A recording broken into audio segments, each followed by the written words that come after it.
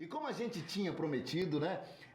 Hoje o bate-papo vai esquentar, a chapa vai ser meia quente, porque hoje nós vamos falar sobre direitos de família, né? Nós moramos num bairro onde tem muitas chefes de família que por várias, né, circunstâncias a gente entende que às vezes não tem muita ajuda do pai das crianças, tem também aquele lance de herança, tem gente que ganhou a casa aqui, a mãe faleceu, aí não sabe o que faz, que tem um tal do inventário. É um rolo danado que se eu for tentar explicar pra vocês, eu vou confundir sua cabeça. Por isso que a gente faz? Traz quem entende do assunto, e hoje eu estou aqui com ele que tem um quadro muito bacana aqui, né, no programa aqui na Rádio Liberdade Cerrado, que é o doutor Dias de Abreu. Doutor, boa noite, muito bem-vindo à Rádio Liberdade Cerrado, tudo bem? Boa noite, Márcio, boa noite, caros ouvintes da Rádio Liberdade Cerrado.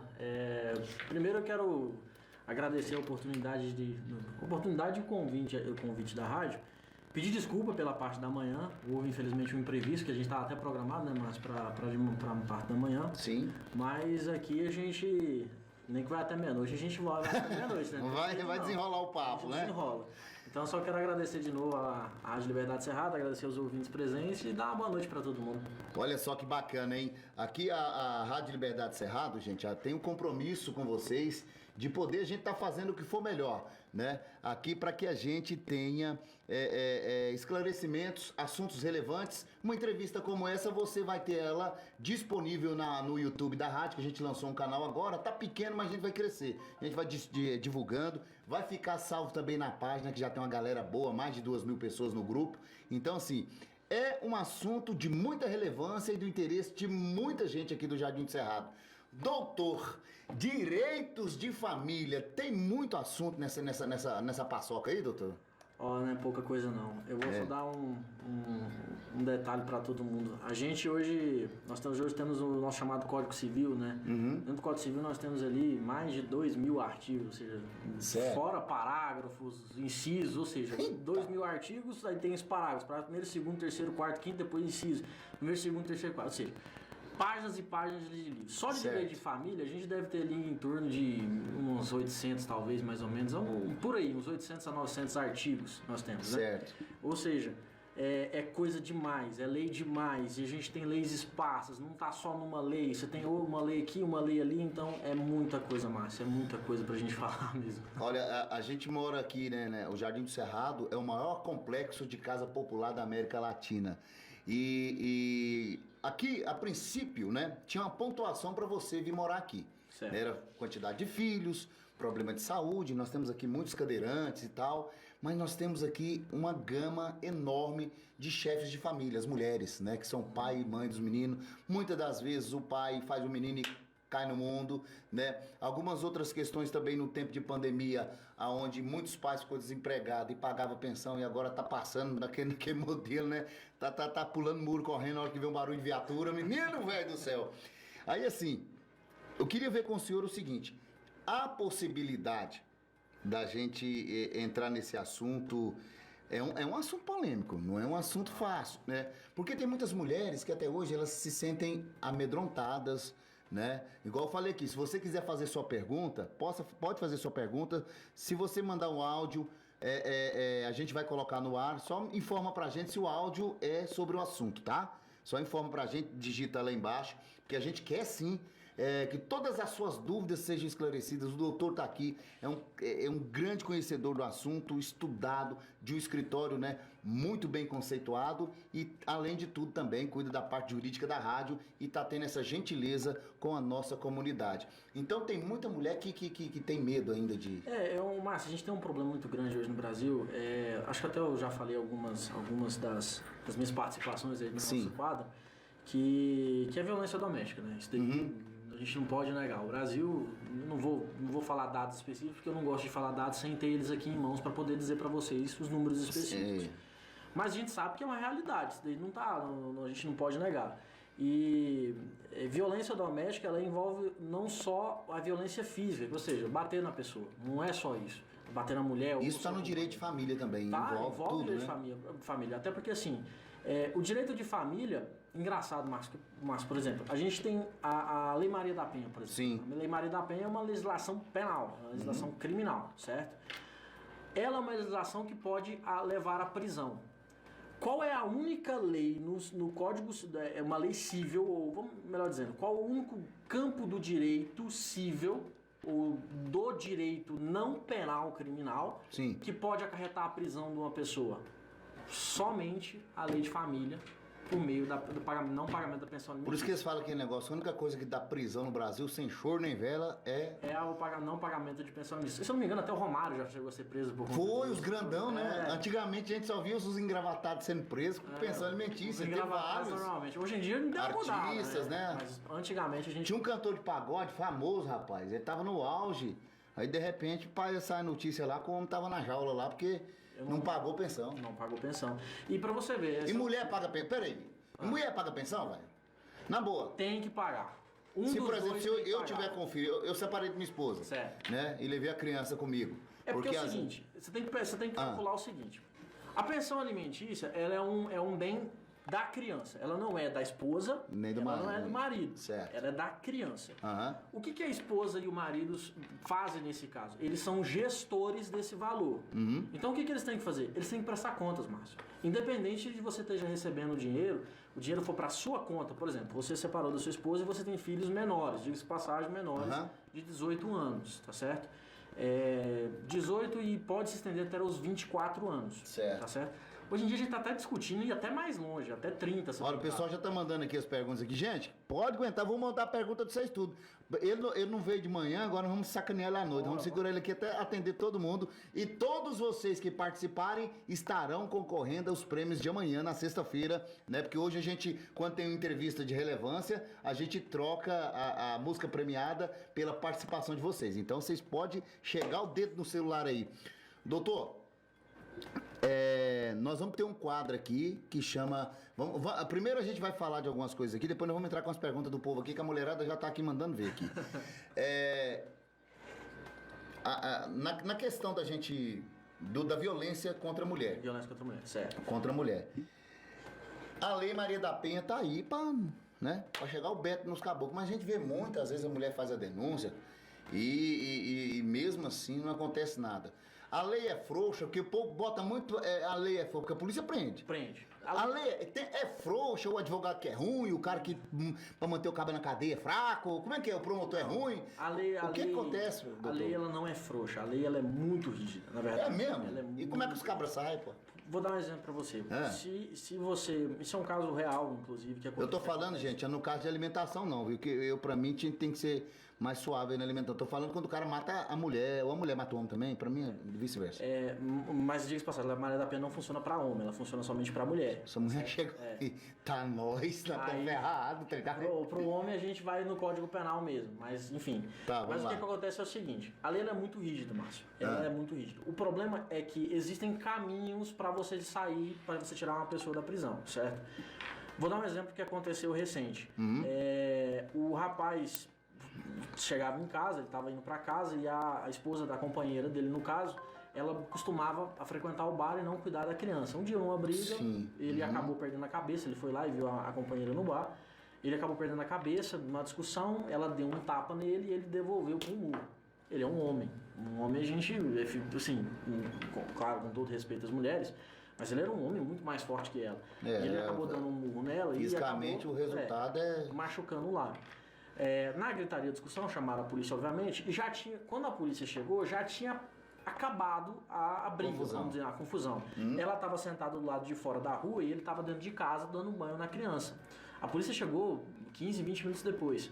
E ainda assim ele foi preso. Ele foi preso em flagrante delito. Ou seja, quando o flagrante é quando a pessoa é pega no ato do crime. Aí você pergunta assim, poxa, mas já tinha acontecido, como é que ele é preso em flagrante em 15 minutos depois? Ou seja, a polícia não viu ele preso, mas a polícia chegou lá e viu ela com a boca cortada. Arrebentada. Então ela falou, poxa, a única... E como havia ali indícios de que havia uma violência doméstica, a única coisa que a polícia podia ter feito era prender a pessoa, e prendeu. Certo. Ele foi conduzido.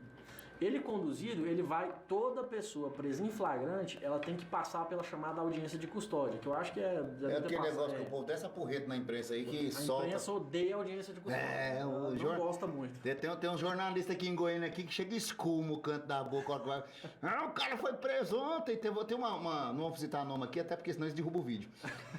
Tem uma jornalista aí que ela é grandona, né? E aí o cabra também era grandão. Parece que os dois travou na pancada lá e ela parece que não se deu muito bem, porque é homem, né? Bicho, que é uma força. Você tava falando agora. Rapaz, mas o jornalista do mundo inteiro, mas caiu de pau mesmo assim em cima. Por quê? Porque o cara foi preso. E no outro dia... Mas por quê? E aí a revolta dos caras. Na audiência de custódia, o que o juiz normalmente ele vai avaliar? Isso serve para todo tipo de crime, inclusive os crimes de violência doméstica, certo? Certo. O juiz ele analisa não só a natureza do crime, mas ele analisa o quê? Os antecedentes da pessoa, ele analisa se a pessoa tem um trabalho, ele analisa se a pessoa tem uma outra residência, ele analisa as condições financeiras da pessoa, ele analisa as condições de família da pessoa. Nesse caso Réu primário, aquele negócio. Réu primário, exatamente. Ou seja, nunca foi preso, nunca teve nenhuma passagem pela polícia. Nesse caso específico, por que ele foi solto? Ele foi solto porque foi feito um trabalho dos advogados, no caso, e isso foi do nosso escritório, inclusive, foi feito um trabalho nesse sentido, para a gente demonstrar que essa pessoa tinha um local para ficar, um local que eu digo para ficar onde? Afastado desta mulher, tá certo? Ele tinha um emprego fixo exatamente para poder continuar prestando assistência pros filhos. Certo. E ele, como arrimo de família, ou seja, a pessoa que sustentava a casa, no caso, ele tinha que realmente ele tinha uma função social mesmo que fosse preso. Então é analisado essas funções dentro da pessoa para poder ver se solta ou não a pessoa. Só que você tem casos, por exemplo, que o cara é um agressor já quanto mais, que a gente chama até, né? Repetidas vezes já foi preso por isso. Aí essa pessoa provavelmente ela vai permanecer um tempinho a mais preso, ele não vai sair na audiência de custódia, ele vai ficar um tempinho a mais. Mas assim, então o que eu quero dizer é, a lei ela é rígida porque a pena é alta. A pena é alta para esse tipo de violência, esse tipo de violência principalmente contra a mulher, ela é muito alta. Só que até você chegar à conclusão, porque a gente tem aquele princípio de ninguém pode ser julgado sem antes o devido processo legal. Então você tem que ser processado. E isso, Márcio, isso é importantíssimo. A gente não pode abrir mão desse direito por qualquer tipo de crime. Seja pelo homicídio, seja pela violência contra a mulher, seja pelo furto, pelo roubo. O pior que for o criminoso, ele tem direito à defesa. Por quê, Márcio? Porque se eu abro a exceção pra você, eu tenho que abrir pra outras pessoas. Entendeu? Você pode ser virado... Foi o caso que estava na mídia agora, acho que o ano passado, quando se cancelou um processo de um determinado político, não vamos aqui, né? Não estamos falando de político aqui. E o que aconteceu? Como era segunda instância e parece que todos que foram presos com aquela mesma situação foi anulado e soltou um monte de gente por causa dessa situação. Lógico que isso caiu sobre ele porque ele estava na mídia, mas a questão foi geral. Exatamente. Por quê? Nesse caso policial, político que eu estou pensando, o que acontece? O erro dele veio na primeira instância. Houve uma ilegalidade na primeira instância. Certo. E assim, isso eu sempre gosto eu como advogado tenho que conscientizar as pessoas sobre isso. Porque olha, por que isso é importante que haja o devido processo legal? Porque o processo é a forma que o indivíduo, o cidadão, tem de se defender de uma acusação. Vamos mudar o exemplo. Não do marido. Vamos inverter. Vamos falar que uma mulher denuncia o seu esposo, cônjuge, marido, colega, companheiro, o que quer que seja, por uma agressão. Ela chega na delegacia, ela apresenta um roxo, uma marca, alguma coisa e fala, meu companheiro me agrediu. O companheiro, a polícia, ela tem a obrigação de investigar, ela não pode prevaricar, ela tem que investigar, porque ela recebeu a notícia de um fato, então ela tem que ir lá. O que a polícia vai fazer? Ela vai abrir um inquérito policial, ela vai investigar o caso, ela vai, muitas vezes, provavelmente passar, como deixou uma marca, um vestígio, que é o roxo no caso, vai passar essa mulher para um IML para poder fazer um exame de corpo de delito, para verificar, por exemplo, se as marcas na mão dela, no braço, ou o que quer que seja, são marcas feitas pelo cônjuge, pelo companheiro, o que quer que seja. Então, assim, essa mulher que fez a denúncia, não basta eu falar, porque qualquer pessoa pode chegar em qualquer lugar e falar assim, fulano de tal cometeu tal crime. Mas peraí, que crime? O que eu fiz? Onde é que eu tava? Como assim? Como é que você sabe? É uma palavra contra palavra. Então, o processo é isso. O processo é a instrumentalização de um crime pra gente poder entender o que de fato aconteceu. Aí é o papel do advogado fazer isso também pra pessoa também. Agora vamos envolver o povo na prosa aqui. Depois não dá conta. Vamos trazer aqui porque tem gente também perguntando pelo Facebook aí. A gente vai tentar embolar todo mundo. A gente tá transmitindo também ao vivo pelo Facebook, né? Doutor Dias de Abreu, você que chegou agora. Doutor Dias de Abreu, um parceiro da Rádio Liberdade Cerrado. A gente está com um quadro aí onde você acompanha Ele que é especialista, né, em várias ações. Inclusive, ele está aqui quase que dando uma aula, que é uma próxima pauta que ele vai vir, que é sobre direito criminal. Não. A gente vai ter uma visita e não tocar só nesse assunto. Doutor, esclarecido aí para vocês que realmente a lei, ela funciona, segundo o doutor Dias de Abreu, ela é rígida, mas ela dá alguns caminhos para a pessoa poder se safar. Hoje tem pergunta aqui, vou começar a pergunta, quebrar um protocolo que eu achei até que não ia ter, mas tem. Então vamos aproveitar para perguntar aqui. Vamos ver. O que tem aqui? Gente, tudo que vocês mandar aqui eu vou tacar, tá? Então vocês... se você não quiser se identificar, é só você escrever abaixo aqui. Nós estamos atendendo pelo WhatsApp 993976466 e também pela página do Facebook, ok? Olha, vou aqui no Facebook chegou primeiro, é a pergunta da Samara Pereira. Ela está dizendo aqui, boa noite, doutor Dias de Abreu. Quando a mulher chega a ponto de colocar o homem na justiça, leva quanto tempo para se obter um resultado? Essa é uma pergunta que... A pergunta não é nada. Porque todo mundo que chega para conversar com o advogado, essa é uma das perguntas que sempre vai aparecer. Uhum. Tempo da justiça, ele é subjetivo, ou seja, certo. Eu não consigo colocar um tempo específico. Mas, quando se trata, eu não sei especificamente do que ela perguntou, mas vamos supor que seja de pensão alimentícia. Se a gente fala de pensão alimentícia, a gente tem uma coisa no direito chamada de pedido liminar, certo? Que é uma medida liminar, no caso. Que a gente pede para o juiz, para ele liminarmente, ou seja, antecipadamente, antes de discutir todo o processo, já comprovado que o filho é da pessoa, o filho é dele, ele é o pai mesmo, não tem jeito, vamos botar ele na justiça, a gente pede para o juiz estabelecer um valor fixo de pagamento de pensão. O que isso significa? Olha, eu vou entrar na justiça, sei lá, hoje é dia 23, não é isso? Eu vou entrar na justiça hoje, 23 de setembro. Eu entro hoje 10 horas da manhã, certo? Nesse pedido tem um pedido de urgência, Se o pedido de urgência é referente somente à pensão alimentícia. Certo.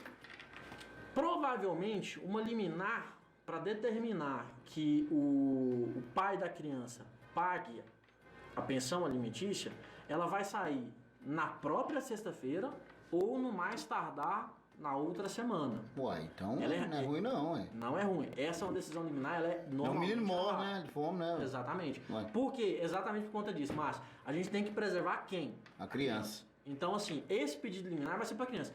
Todo o resto a gente discute depois. Isso daí a gente vai discutir no processo. Se de repente o camarada não tiver que pagar aquilo tudo, depois tem diminui e desconta lá na frente.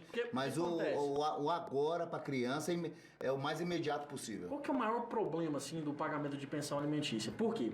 Quando o cara foge, vamos dizer assim, quando o cara desaparece, desaparece que eu digo assim, você sabe onde é que ele tá. Arruma o filho e desabai. Faz o filho, mas você sabe onde é que ele tá, mas assim, você não conhece absolutamente nada da vida dele. Certo. Quando a mulher vai no Poder Judiciário para buscar a pensão alimentícia, ela tem que mostrar para o juiz a condição financeira do rapaz, certo? Ela tem que mostrar, muitas vezes, a condição de vida do rapaz. Então, ela vai lá e tem que falar assim, excelência, o pai é esse daqui. O padrão de vida dele é esse. O padrão de vida é esse. Então, ele tem condição, às vezes, de me pagar. Ele tem condição de dar R$1.000 por mês. Ele tem condição de dar R$2.000 por mês. Então, o que acontece? Se a pessoa não tem uma carteira assinada, isso é muito importante. Você tem que saber a carteira assinada, se ele tem carteira assinada ou não. Porque se ele tiver uma carteira assinada, por exemplo, a fixação da pensão alimentícia vai ser com base no recebimento da carteira dele.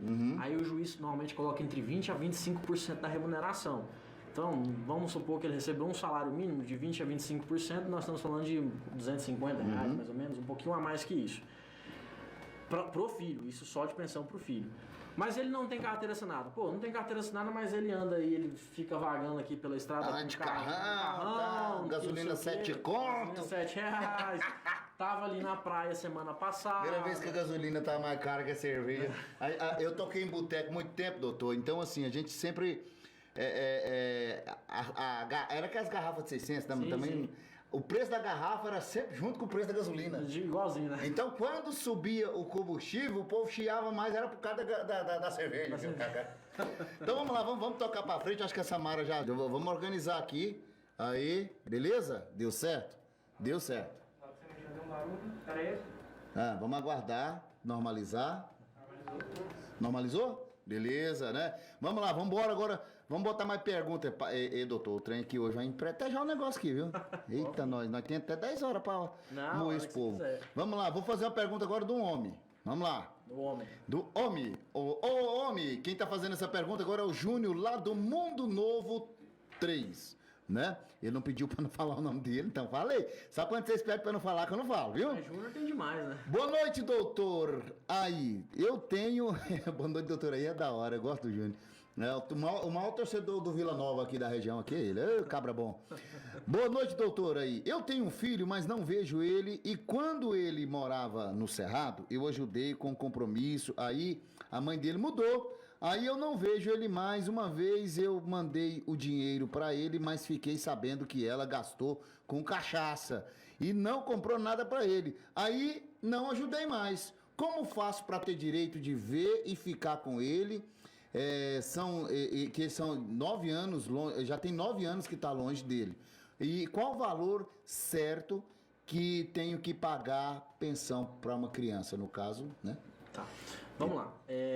Primeiro, Júnior, você não vê o seu filho, eu vou dizer pra você um negócio. Todo mundo tem direito a ver o filho. Não tem conversa. Não tem conversa. Uhum. Nós temos a guarda unilateral ou guarda compartilhada. Certo. A guarda unilateral é só quando um dos pais fica com o filho. Mas para que se concedida a guarda unilateral, o outro ascendente, o pai ou a mãe, ele tem que ter um problema muito grave para o juiz proibir a aproximação. Entendeu?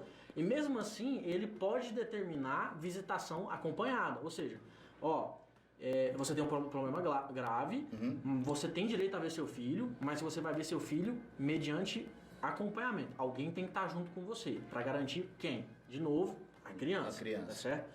Mas, Júnior, você... Só para pegar o gancho, porque a gente já viu aí na televisão, até nas redes sociais, pessoas que descontam o ódio do cônjuge na criança, até caso de morte de criança. A gente já viu acontecer isso. É só para deixar bem... Exatamente. Você tem, por exemplo, casos... Isso é um pouco pesado falar, mas existe. Pode falar. Pode. Casos, por exemplo, de suspeita de estupro. Um dos parentes está sendo suspeitado que ele viola a criança. Essa guarda vai ser imediatamente retirada do pai ou da mãe, vai ser colocada com o outro cônjuge, ou com os mesmos avós, ou quem estiver mais próximo ali da criança. E essa pessoa que está sendo suspeita de violar a criança, ela ainda vai ter o direito de ver essa criança, mas ela vai ver com alguém do lado. Até que se prove. Se ela violou mesmo aí, o pau quebra, né? Aí pelo amor de Deus. Exatamente. Aí tem que provar, aí volta aquela questão. Enquanto ela for suspeita, ela só vê a criança se tiver alguém junto. O juiz vai determinar e ele vai manter aquela determinação. Mas ele tem direito, então, de ver a criança. Como que ele faz? O que ele pode fazer é o seguinte: ele pode entrar com uma ação judicial pedindo direito, sim, para o juiz para determinar que ele veja a criança. Agora, pelo que eu entendi, a criança está em outro estado. Ele não está aqui no Goiás. O que acontece? As crianças, em tese, elas estão com um dos cônjuges. E se um dos cônjuges tem que viajar, pode ser feito um acordo entre os pais da criança ir com outro pai, com a mãe ou com o pai, e com o genitor que ficou aqui vai visitar ou traz a criança. Isso pode ser um acordo comum entre as partes. Se isso não acontecer, aí realmente é uma questão judicial. Ele tem que entrar na justiça para buscar esse direito, né? de ver essa criança. E só mais uma... Tem mais pergunta, não tem? Tem um monte aqui. Ele mandou dinheiro. Não, do Júnior ainda. Sim, ele falou que mandou dinheiro pra ele e fiquei sabendo que ela gastou na mardita. Todo mundo que recebe dinheiro de pensão alimentícia tem obrigação de prestação de conta. Recibo, nota fiscal. Tudo. O dinheiro não é do genitor. O dinheiro é de quem? Da criança. Então se for no supermercado, pega a nota fiscal. Tem que pegar a nota fiscal e se a pessoa perguntar, tem que apresentar. Tá aqui a nota fiscal. Tem que ir na loja vou comprar uma roupa pro menino. Tem que ir lá na loja pegar... No caso igual ele aqui, eu vou aqui depois vou pra mulherada, calma aí. No caso igual ele aqui, que ele tá dizendo que ele, supostamente ele dizendo, né, da forma que ele passou aqui, que ela bebe e tal, ele tem essa desconfiança que todo dinheiro que ele mandar não vai ajudar a criança. Seria legal para ele próprio entrar na justiça para definir uma quantia dele depositar, só se ele fizer isso que ele consegue exigir um documento comprovando que foi gasto com a criança, não? Ou como é que ele exige? Não, vou te mandar 300 e me manda recibo se a pessoa não... o que acontece? Transferência bancária é uma prova. É uma prova de que a pessoa ele mandou, né? Dinheiro, hoje tá... Pix. Falando Pix. Mas, no caso dele, uma outra coisa que ele perguntou é qual que é o valor certo. Não existe. O valor que vai determinar isso é o juiz quando ele vai avaliar. Depende do que ele ganha. Depende do que ele ganha. Então, assim, por exemplo, se eu sou autônomo, não tenho carteira assinada, não trabalho, mas assim, sobrevivo como? Eu tenho alguma coisa para sobreviver, certo? O juiz normalmente, quando é nesses casos, ele fixa em cima do salário mínimo. Ele fixa 20% do salário mínimo. Isso hoje, se for R$1.000, R$200. R$200, mínimo entendeu? E esse é o valor que você vai ter que pagar pra criança, entendeu? Todo mês. Todo mês esse Cai valor. a chuva, junta a latinha, dá um jeito, dá os pulos. Se você falar assim, Flávio, dá pra diminuir mais que isso? É meio complicado diminuir mais que isso, porque a gente tá falando de R$300 hoje em dia. R$300 hoje em dia pra uma criança. Não, ainda mais agora com os preços dos negócios, Exatamente. Então, é bem complicado, é meio complicado você reduzir. Mas então, você não tem um preço fixo. Você pode receber R$10.000 e você vai pagar, às vezes, 2, 3, 4 mil reais. Depende da condição. Por quê? É uma coisa importante dizer para todos os ouvintes que pensão alimentícia não é só para comer, não. Pensão alimentícia é roupa, pensão alimentícia é educação, pensão alimentícia, se tiver condição, um plano de saúde, pensão alimentícia é lazer. A criança tem que brincar também. Então, é para isso que serve a pensão alimentícia, não é só para comida. Então, Olha. é por isso que engloba isso tudo. Valeu, Junão. Agora é o seguinte, uma pessoa aqui pediu para não ser identificada. Então, vamos lá. Mulher que apanha do companheiro, mora com ele... como é que é? Na casa, na casa e ele quer na casa. Mora com ele na casa e ele quer que ela venda a casa para dar parte para ele. Como funciona nesse caso? Aqui tem muito isso aqui, viu? Tipo assim, o cara chega o porrete nela e ainda quer obrigar ela a vender a casa, né? Que ela ganhou essa casa aqui. Doutor, essa casa aqui é ganhada. Essa casa aqui, o cara não comprou nem a mulher não. É ganhada, foi um direito que para pessoas que necessitavam de moradia. Não sei se isso tem a ver alguma coisa, mas assim, o jeito que ela tá falando aqui, pelo caso, a mulher que apanha do marido, mora com ele, é o único lugar que tem teto pros dois, né? E ele quer obrigar ela a vender a casa e dividir o dinheiro com ele. Isso não... Sobre esse negócio. Isso não é raro, infelizmente, né? E sei lá, só uma colocação do Márcio aqui, que é um leigo ignorante. Se ela apanha dele, não tá mais fácil ela dar outra moradia pra ele? Tipo assim, uma cadeia? Você tá pegando porrete nela, ué? Exatamente. Aí ela fica com a casa só pra ela, já que... Por que bater na mulher, hoje em dia, as leis também é rachadas, né? É aquilo que eu falei pra você. Você bater numa mulher hoje em dia, pra você ir preso em flagrante, é quase que automático, tá certo? E o zaninho é bom, fica lá? Porque um zaninho bom, porque fica meio... Porque depois sai e o porrete quebra de novo. Fica um tempo. E na cadeia, essa questão de pessoa que bate em mulher também não é muito aceitável. Lá dentro eles têm isso também. Então, assim... Tem a lei lá e a lei de... Tem a lei de lá e a lei de cá. Mas, não é muito bom o cabra bater em mulher ir pra cadeia, não. Eu acho que não é muito bom, não. Eita, nós, ó. Rapaziada, fica veaco. Tá, e aí? Mas, enfim, isso também é uma coisa de covarde, né? Né? Mas, de qualquer forma, o que acontece? Ela não se identificou, eu vou falar o seguinte pra ela. Primeiro... Se ela quiser depois uma conversa mais pé do ouvido, a gente dá um jeito, né? Ah, claro, com certeza. Tá, mas vamos lá A primeira coisa que ela tem que fazer é denunciar, certo? Se ela tiver prova, se ela tiver... Porque essa é a questão. Mas pelo jeito é medo, né, cara? É medo, eu sei. Isso daí a gente... O tal do flagrante, se não pegar no flagrante, aí nós temos hoje no Brasil essa questão da violência doméstica, ela aflorou muito nos últimos anos de forma assim... Verdade. Que já acontecia, mas a gente... Você vê, Márcio, até... Vamos botar uns 30, 40 anos. Até 30, 40 anos, se o marido casado com a esposa, vou botar até um pouco antes, ele transasse com a esposa sem consentimento e ela não quisesse, ele transasse, não era considerado estupro. Hoje é. Naquela época, não. Tinha uma época que parece que a mulher era obrigada, né? Assim, pela lei do casamento. Eles são casados, então não era estupro. Ou seja, essa era o nível... Era uma cultura, né? Uma cultura machista. Hoje é diferente. Hoje é bastante diferente. Hoje nós estamos falando de leis. E estamos falando de quê? Nós temos ONGs, organizações, que são as organizações, nós temos associações, nós temos entidades públicas protetoras de mulheres que podem dar subsídio para essa mulher que está sendo agredida. Sim. Eu vou dizer um negócio para você. Se ela estiver casada com esse rapaz, pela lei, se a gente olhar a letra da lei fria, ela estiver casada em comunhão parcial, porque você tem 3 regimes. A divisão total de bens, que nenhum dos bens se comunicam, ou seja, se você tem sua casa, sua esposa tem a casa dela, se vocês se separarem, a casa é dela, a casa é sua, nada vai se comunicar. A união parcial de bens, que essa é quase que 90% dos regimes de casamento hoje em dia, que é o quê? A partir do momento que vocês casaram, dali pra frente, o que vier de bens é dos dois, entendeu? Vocês construíram juntos. E a união para trás continua como só seu, certo? E dela.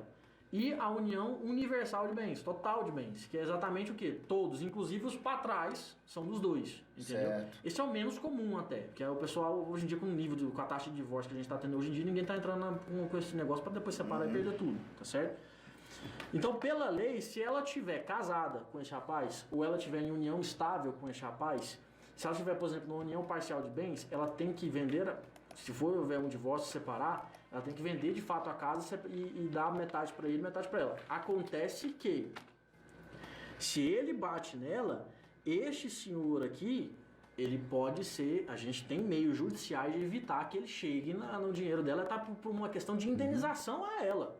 Porque na legislação penal e na legislação da própria legislação Maria da Penha, se eu dou um murro, por exemplo, vou dar um murro em você, Márcio, não gosto de você, dou um murro em você. Você vai lá e me processa, você tem direito a receber uma indenização pecuniária. E aqui não é diferente. Se eu estou batendo na pessoa, ela tem direito a receber. Pode entrar com pedir uma indenização. Pode sim, pode receber. Ela tem esse direito. É dano físico, é? Dano moral. Seria o dano moral e o reparação física pecuniária, né? Então isso entra nesse sentido. Só que na lesão, eu e você aqui, vamos supor que nós dois temos a mesma força. Nós dois somos homens, mesmo tamanho, eu vou lá e bato você, a briga é igual. Agora, nós estamos falando de uma violência entre marido e mulher. Nós estamos falando dentro de uma residência. O que vai acontecer? Não só ele vai ter que pagar uma indenização para a mulher, mas ele também vai preso. Entendeu? No nosso caso, provavelmente eu não vou pagar a cesta básica, talvez. Mas no dela ele vai preso. Entendeu? Então, muito bom. É por isso que denunciar é o melhor caminho. É o melhor caminho. Tá Não ficar na opressão, porque uma hora isso pode só ir crescendo, crescendo. No final das contas, você continua. O resultado não é muito bom, né? Nunca melhora. O resultado não vai ser o. Né? Agora nós vamos lá para a Lu Bronze, lá do Cerrado 4, que ela mandou uma pergunta aqui e pediu para responder. A pergunta dela deve ser curtinha, que tem 11 segundos, é áudio, viu? Vamos lá. Doutor, eu tenho um filho especial. Ele está com 16 anos. Quando que eu tenho que começar a providenciar a curatela dele? Isso aí, doutor. A Lu Bronze. Lu Bronze. É Luciana. Acho que é Lu, é Luísa, não sei, tá Lu. É a Lu. Vamos chamar de Lu, vamos chamar de Lu, né? É a Lu. Lu, até os 18 anos você é legalmente responsável por ele, certo? Até os 18 você tem responsabilidade com ele, isso é por lei. A partir dos 18, se ele não tiver capacidade plena para a vida civil, ou seja, eu estou aqui hoje conversando com o Márcio porque eu tenho capacidade plena de sentar aqui e conversar com o Márcio. Certo. Eu posso assinar um contrato hoje porque eu tenho capacidade de assinar um contrato. Isso a gente chama de capacidade, não quer dizer nada de mentira nem menor, é questão de lei. Se o seu filho, ele infelizmente não tem a capacidade plena das faculdades mentais, às vezes alguma deficiência mental, alguma coisa do tipo, e ele precisar da curatela, isso vai chegar a partir dos 18. Porque em tese ele teria 18 anos, ele está emancipado, vamos dizer assim, ele está pronto para a vida civil. Então se ele chegou nos 18 e está com esse problema, e ele tem o problema, a curatela vai ter que ser pedida a partir daquele momento. Porque com 16 ainda é responsabilidade da Lu e do esposo, se os dois estiverem juntos. Ou, enfim, dos dois, na verdade. Tanto dela quanto do pai da criança. A responsabilidade é dos dois. Então tá, ele acima de 18 anos tem todo esse problema, o governo obrigatoriamente tem uma... Não é que é o governo, é porque assim, ele não pode realizar nenhum ato sem... um acompanhante. Não vai ser legítimo o ato, ele não vai ser um ato legítimo. Por exemplo... Seria essa curatela é um recurso para a pessoa ficar por conta dela? É para a pessoa que tem capacidade gerir os bens da pessoa que não tem capacidade. Gerir a vida da pessoa que não tem capacidade. Vou dar um exemplo. Se esse garoto com 18 anos, ele vai buscar um emprego e ele é contratado por uma empresa, ele não tem capacidade para assinar um contrato. Por quê? Pela deficiência física não, mas mental. Pela deficiência mental dele, às vezes, ele não tem a capacidade de assinar esse contrato. Então, pela falta de capacidade, esse contrato não tem validade. Então, para evitar esse problema, você faz a curadoria da criança, agora do jovem adulto, né? Vamos dizer assim. Você faz a curadoria do jovem adulto e ele passa, a mãe dele passa a representar. Então, por exemplo, a mãe dele consegue um trabalho para ele como PCD, vamos supor, que é o portador de deficiência. E quem vai assinar o contrato? A mãe. A mãe vai lá e assina o contrato, e esse contrato tem validade. E a empresa, inclusive, que contrata, tem respaldo jurídico de falar, quem que assinou foi a pessoa que representa a criança, o incapaz, então ele está tranquilo. Isso eu estou falando em questão de trabalho, se ele tiver condição de trabalho, porque a nossa legislação tenta inserir o máximo possível essas pessoas para dentro da sociedade. O trabalho é uma delas, entendeu? Mas vamos a outro exemplo. essa criança tem 18 anos e, sei lá, precisa abrir uma conta, um banco, vai começar, melhor ainda, começa a receber pensão do INSS. Começa a receber pensão do INSS. Essa pessoa tem capacidade de gastar o dinheiro? Não. Se ela não tiver capacidade de gastar dinheiro, alguém precisa gerir esse dinheiro para ela. Quem é que vai gerir esse dinheiro? Eu não posso, como mãe dele agora com 18 anos, simplesmente chegar lá no banco e falar assim, ó, eu sou mãe dele, agora ele tem 18 anos, eu quero. O banco vai falar, não, você precisa de uma ordem ou judicial, no caso não vai ser uma ordem judicial, pedindo para que seja determinada a curadoria para a mãe manter os poderes dela em cima do filho. Entendi. Para poder gerir a vida civil dele. É isso aí, Lu. A Luzinete, ela passou o nome dela aqui, Luzinete. Agora nós vamos lá pro Jardim Cerrado 3, lá tá assim, ó. Márcio, gostaria de saber, quem tá falando é a Gleice. Gostaria de saber dele mesmo. O pai dos meus filhos não tem o trabalho fixo, ela não trabalha, tá desempregada. Tem o direito de cobrar pensão, cuido de 3 filhos sozinha, sempre que peça ajuda ele nega, né? E quando a criança, já com 7 anos, ele começa a falar que o filho não é dele, tem como já incluir o pedido do exame de DNA, né, junto com os 3 filhos, com ele, um de 14, um de 11 e um de 7, que agora ele tá falando que não é filho dele. Caramba, cara, que tenso. Eu fico pensando assim, sabe? Não tô dizendo aqui, também não tô dizendo que não é não. Mas suponhamos, meu irmão, você falar um negócio desse, chega na criança de 14, 11, 7 anos, já tem noção. Tem. Aí eu ouvi de uma pessoa que ele tem como pai, você não é meu filho, a mãe... Cara, antes de falar isso, não era bom fazer um exame antes, porque mexe com o psicológico da criança, não sei, cara, eu acho que é muito, né? Mas vamos lá, vamos... Direito de família... É um trem doido. Direito de família é um direito bem complicado, por quê? Porque normalmente envolve briga entre pessoas que antes se amavam e agora se odeiam. Certo. Então, assim, quando tem filhos envolvidos, normalmente, isso é uma coisa natural, parece que é natural do ser humano. Quanto mais a gente vai trabalhando, mais a gente parece que vai percebendo isso. Eu já vi muitos casos que os pais eles estão separando e tem filhos menores no meio, e acaba colocando os filhos menores no meio nessa briga. E isso é um desastre para a criança, um desastre, tá certo? Para a criança, para o adolescente, isso é terrível. E no caso dela, não deixa de ser diferente, porque ela pode estar cobrando alguma coisa que ela tem direito. E como é que é o nome dela? Ela não pediu. É a Gleice. Gleice. Não, ela pode falar. Gleice. Gleice, você tem direito sim, Gleice. Gleice, você tem absoluto direito em cima dos 3 filhos. O pai deles tem que pagar 3 pensões, não é uma. São 3, não é uma só. É uma pro filho, uma pro outro e outra pro outro. Quanto que vai ser para cada um? De novo, se ele está desempregado, o juiz pode estabelecer o valor mínimo, aquele valor de 20 a 30% do salário mínimo para que ele pague. E esse rapaz tem que se virar para pagar. Porque se ele não pagar, pode vir uma prisão civil em cima dele. O advogado pode pedir a prisão civil dele. Quem pede isso é o advogado, que determina o juiz, mas quem faz o pedido é o advogado dela, se ele não pagar. Então, sim, ela pode pedir sim a pensão alimentícia. O exame. No direito, o único exame que gera presunção, que a gente chama que gera presunção, é o exame de paternidade. Significa o quê? Isso que agora saiu uma divulgação aí, pai presente, que às vezes até a mulher entra com pedido do reconhecimento de paternidade. Se o pai não aparecer, o juiz dá causa. É a presunção, exatamente por isso. Porque que acontece? O pai ele pode não aparecer ou o pai pode se recusar. Se ele se recusar, é o único momento que a lei brasileira presume alguma coisa sem a prova. Porque ele vai falar o seguinte, por que dele negar, né? Se você não é pai, faça o exame e prove que você não é o pai. E fique livre. E esse exame, muitas vezes com o benefício da justiça gratuita, é gratuito. Então, assim, quem está pagando é o próprio Estado. Então, não tem motivo para essa pessoa recusar. Então, por isso que entende-se assim, novamente, o interesse da criança tem que ser preservado. Certo. Então, se a pessoa fala assim, não, eu não sou o pai, então, beleza, Bigão, vamos fazer o exame? Não vou fazer o exame. Então, você é pai. Acabou. Você vai pagar a pensão. Só vai deixar de pagar essa pensão se você realmente aceitar fazer o exame e comprovar que não for o pai. Sim. Entendeu? Agora, quem vai fazer esse pedido? Provavelmente vai ser ele, não vai ser ela. Porque quem tem interesse nisso é ele. Porque ela não precisa fazer o pedido, né? Não. O juiz vai chamar ele, enquadrar e falar, olha, você é o pai? Não sou, então aí vai ter o exame. Ela pode entrar com uma ação, ele contesta, e nessa ação ele fala, eu não sou o pai. Então o juiz vai falar o seguinte, exame DNA. Aí ele fala sim ou não. Se ele falar não, presunção, continua pagando a pensão. Vou mandar um abraço aí, ó. Marcelo Mariano tá assistindo aqui. Nós estamos aqui com o doutor Dias de Abreu, advogado especialista em várias áreas, dentre elas também.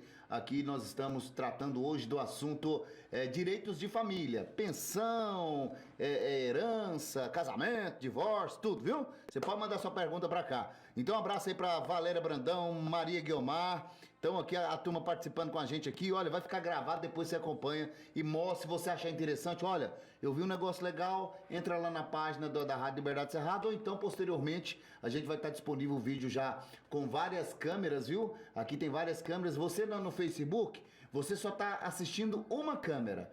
No YouTube, nós vamos colocar as outras câmeras, editar o vídeo para que você pegue diretamente a gente falando aqui para as câmeras, beleza? Ó, vamos agora pra frente, se quiser mais perguntas, vai fazendo aí. Vamos lá, quem que vai entrar agora? Vanessa. A Vanessa tá dizendo aqui, deixa eu ver aqui, isso mesmo, vamos lá. A Vanessa Mundo Novo. Boa noite, Márcio e doutor Dias. Quero fazer uma pergunta que eu tenho um filho, eu já estou na justiça contra o pai dele, até hoje não saiu nada. Já tem 1 ano que arrumei na justiça e até hoje não me deu nenhuma explicação e o meu filho não está recebendo ainda. Vamos lá, vamos parar por aqui porque depois ela escreveu aqui, lá do Jardim América. Vamos lá do Jardim América. Vanessa, tudo bem, Vanessa? Deixa eu te falar.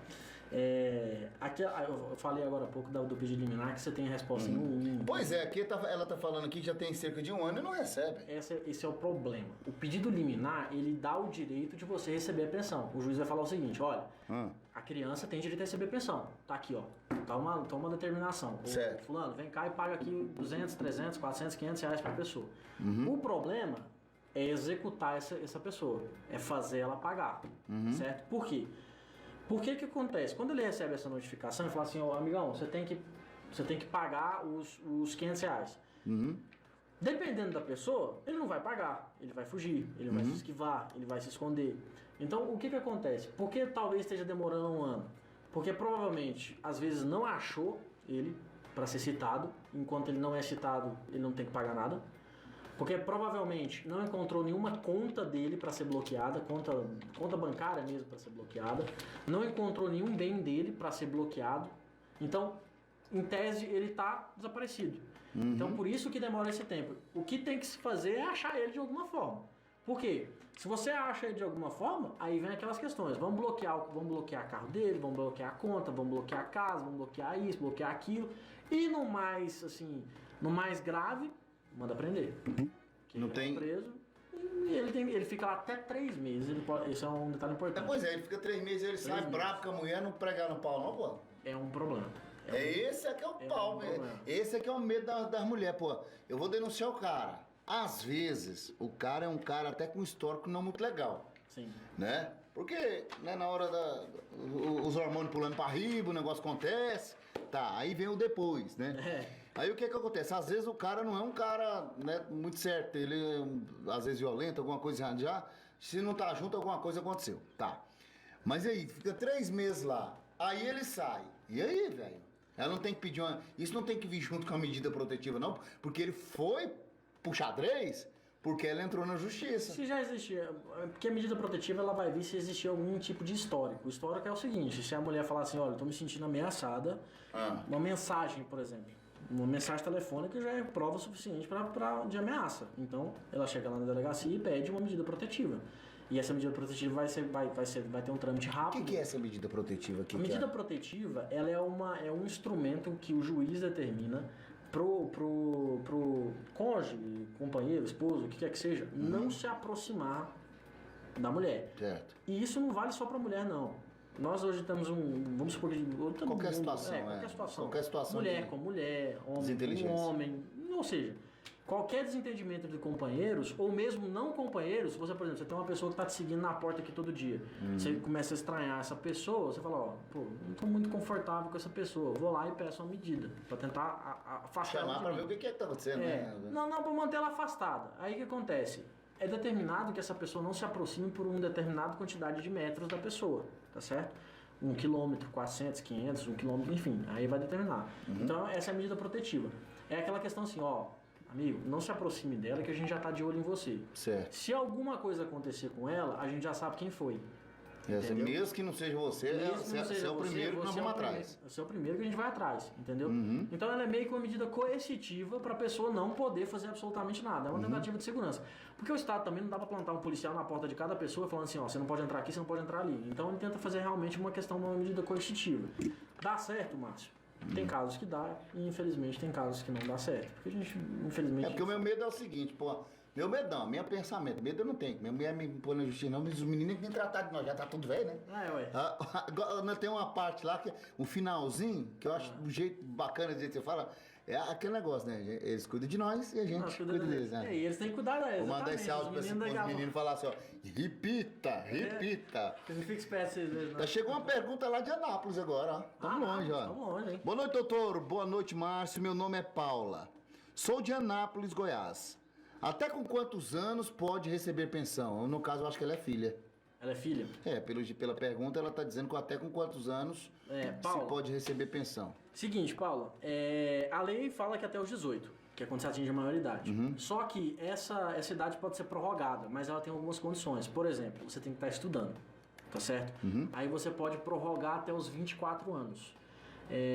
A pensão, ela vai manter você estudando, exatamente para você conseguir uma formação, para você poder sair da faculdade, ou enfim, do curso técnico, o que quer que seja que você esteja estudando, para você se formar, se graduar e ter uma condição de trabalhar e ganhar o próprio sustento. Então, por lei, até os 18. Isso é obrigatório. Até os 18 você tem que receber. Prorrogáveis até os 24 anos. E, de novo, já vi discussão de chegar até os 30. Então, assim, ou seja, sustentar a pessoa até os 30 anos.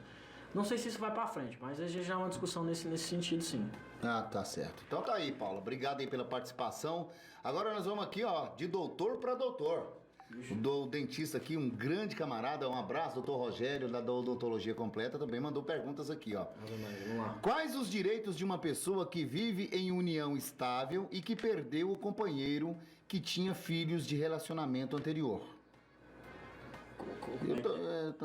Quais os direitos de uma pessoa que vive em união estável e que perdeu o companheiro que tinha filhos de relacionamento anterior? Ah, sim.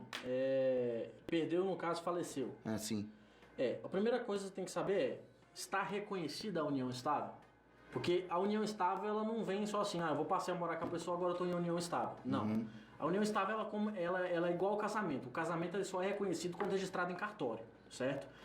A união estável, ela tem que ser registrada em cartório, porque senão ela não tem união estável. É mesmo? Se você não reconhece, se a pessoa... Aí o que acontece?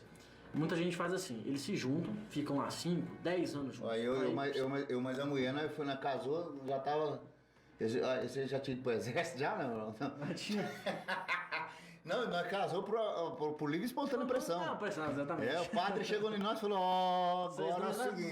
Vamos regularizar. Vamos organizar a vida de vocês aí. Aí nós casamos, mas no caso da união estável, ela é diferente mesmo. Porque o que acontece? Vamos supor que duas pessoas se juntaram por 5 anos e depois se separaram.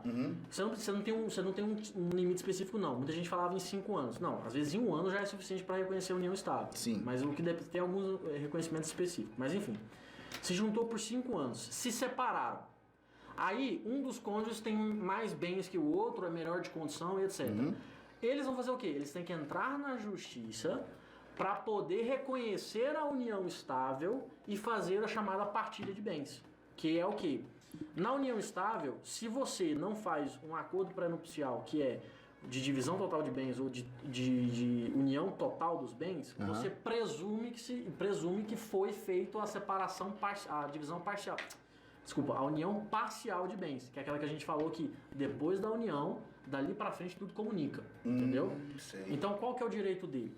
Pelo que eu entendi, o companheiro faleceu, certo. O companheiro faleceu e ela tinha filhos, né? Qual que é o direito dele? O direito dele é receber metade, se tiver união estável, metade da herança deixada pelo companheiro, porque ele é meeiro. Ele tem direito a metade. O que os filhos deles vão ter? Os filhos dele vão ter direito a outra metade. Certo. Tá certo? Então é o seguinte, vamos supor que o rapaz tem uma casa de 100 mil reais, certo? O que faleceu. Se eu tenho união estável, eu automaticamente sou detentor de 50 mil reais. Certo? Isso é seu. Isso é seu. Isso aqui é seu. Isso aqui é indiscutivelmente seu. Exatamente por questão de quem continua vivo. De quem continua vivo. Os outros 50 mil reais é dos outros filhos. É dos filhos. Dos filhos dos dois. Ou pode ser dos filhos anteriores. Ah, sim. Dos anteriores. Eles pegam a parte que era da mãe. Eles pegam a parte ou do pai, no caso aqui é a mãe. Então o que acontece? Se esse casal tá casado, vamos falar aqui, Rogério e vamos chamar um G. Rogério e G estão casados. O G já tem filho de outro casamento, 2 filhos do outro casamento. Certo. Só que os dois tiveram mais um filho juntos. O que vai acontecer? 50% é do Rogério e os outros 50% vai ser dividido por 3, que são os 3 filhos. Quando você fala em filhos... Herança é só quando morre, né? Só quando morre. Esse negócio de dividir em vida é só... não é herança. É o chamado Pacto da Corvina. O direito brasileiro não permite isso. Tem gente que, assim, existe o adiantamento de herança, que é quando o pai ou a mãe passa ou já adianta... Tipo o cara da Bíblia. Que ele deu a parte da herança pro filho, foi lá, gastou tudo, voltou, o outro ficou puto. Exatamente. Então, assim, mas no direito brasileiro ele não permite, ele é meio contrário a esse Pacto da Corvina, que é exatamente que você tá matando a pessoa antes da pessoa morrer, tá certo? Justo. Isso não é muito... E se acabar o dinheiro, vem atrás. Vem atrás, exatamente. Então, assim, o Rogério vai ter direito à metade. Agora tem um porém. Se ele tiver em união estável, com união total de bens, ele não só vai ter direito à metade desse valor, como ele vai competir, concorrer com os outros na outra metade. Com os filhos.